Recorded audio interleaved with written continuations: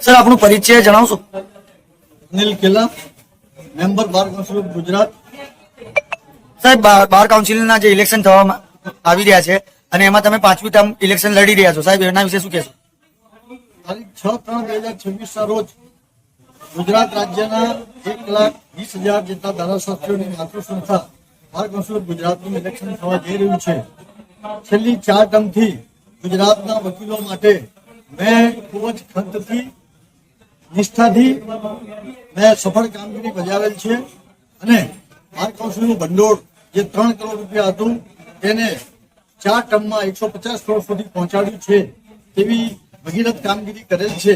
અને ગુજરાતના જુનિયરથી માંડીને સિનિયર ધારાસભ્યોના તેમના કુટુંબ કલ્યાણ માટે, તેમના જ્ઞાન માટે તેમજ તેમને પડતી મુશ્કેલીઓનું નિવારણ કરવા માટે હજુ પણ મેં એકવાર ઉમેદવારી કરવાનું યથાર્થ સમજ્યું છે અને ગુજરાતના વકીલોની જે કામગીરી બાકી રહી ગઈ છે, જો પૂરી થવાની તૈયારીમાં છે, તેને સફળ બનાવવા માટે મેં 5મી વાર ધારાસભ્યોના સાથ સહકાર, તેમની શુભેચ્છાઓના ધ્યાનમાં લઈને મેં આ ઉમેદવારી નોંધાવેલ છે.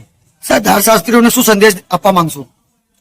ગુજરાતના ધારાસભ્યોને સંદેશ આપવા માંગુ છું કે બાર કાઉન્સિલ એક સ્ટેચ્યુટરી બોડી છે. કોઈ પણ પ્રકારના લોભ, લાલચ, શરમમાં આવ્યા સિવાય બાર કાઉન્સિલનો સક્ષમ અને પ્રમાણિકતાથી, નિષ્ઠાથી અને વફાદારીથી વહીવટ કરી શકે.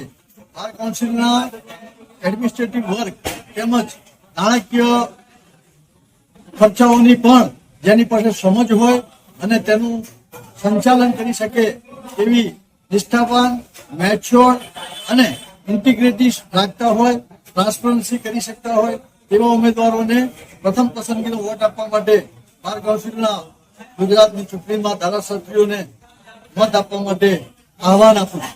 સાહેબ, આ વખતે વોટર્સ વધ્યા છે, એના વિશે શું કહેશો? છેલ્લા 7 વર્ષ પછી આ ચૂંટણી આવી છે અને ખાસ સુપ્રીમ કોર્ટના નિર્દેશ અનુસાર પહેલીવાર 7 મહિલાઓ માટે 30% જગ્યા બાર કાઉન્સિલમાં અનામત રાખવામાં આવી છે. એટલે 18 પુરુષ ધારાશાસ્ત્રીઓ પૈકી આ ચૂંટણી પહેલીવાર આવી રહી છે. એટલા માટે આ ગુજરાતના ધારાશાસ્ત્રીઓ માટે એક નવો પ્રયોગ છે. ધારાશાસ્ત્રીઓ માટે માંદગી સહાય જે 10,000 હતી તે આજે વધારીને 1,50,000 રૂપિયા સુધી કરી છે. ગુજરાતના ધારાશાસ્ત્રીઓના મૃત્યુ બાદ તેમને જે 2000માં 40,000 રૂપિયા મળતા હતા, આજે 5 લાખ રૂપિયા તે આપવામાં આવી રહી છે. ગુજરાતના ધારાશાસ્ત્રીઓ માટે સરકાર શ્રીમાં સને 2006 થી રજૂઆત કરીને તેમની પાસેથી વેલફેર ફંડ માટે નાણાકીય ભંડોળ ભેગું કરેલ છે. આજે ગુજરાતનું બાર કાઉન્સિલના ધારાશાસ્ત્રીઓને 50,000 રૂપિયા સુધીની આપણે લાઇબ્રેરી પુસ્તકો માટે આપેલી છે. આપણે ગુજરાતના ધારાશાસ્ત્રીઓને ઈ લાઇબ્રેરી આપેલી છે. ગુજરાતના ધારાશાસ્ત્રીઓને દરેક ઠેકાણે સોફ્ટવેર મારફતે તેમજ બાર કાઉન્સિલની વેબસાઇટ મારફતે ઘર બેઠા તમામ સાહિત્ય મળી શકે તે પ્રમાણેની વ્યવસ્થા કરેલ છે.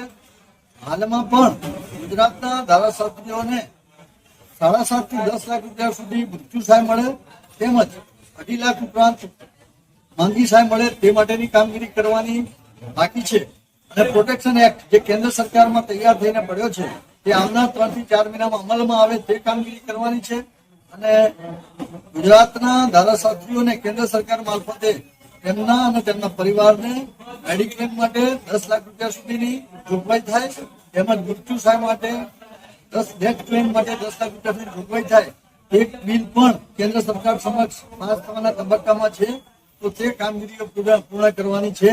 અને વકીલો તરફથી જો સાથ સહકાર મળશે તો આવનાર સમયમાં કોઈ પણ વકીલને ભવિષ્યમાં જુનિયર વકીલોને સ્ટાઇપન્ડ મળી રહે 3 વર્ષ સુધી તે પ્રમાણેની કામગીરી કરી અને 70 વર્ષ પછીના વકીલોને તેમને જે મૃત્યુ સહાય મળે છે તે પૈકીની કેટલીક રકમો એડવાન્સમાં મળી શકે તે માટેની જોગવાઈ પણ કરવાના આ સમયમાં કામગીરી કરવા જઈ રહ્યો છું. ઓકે.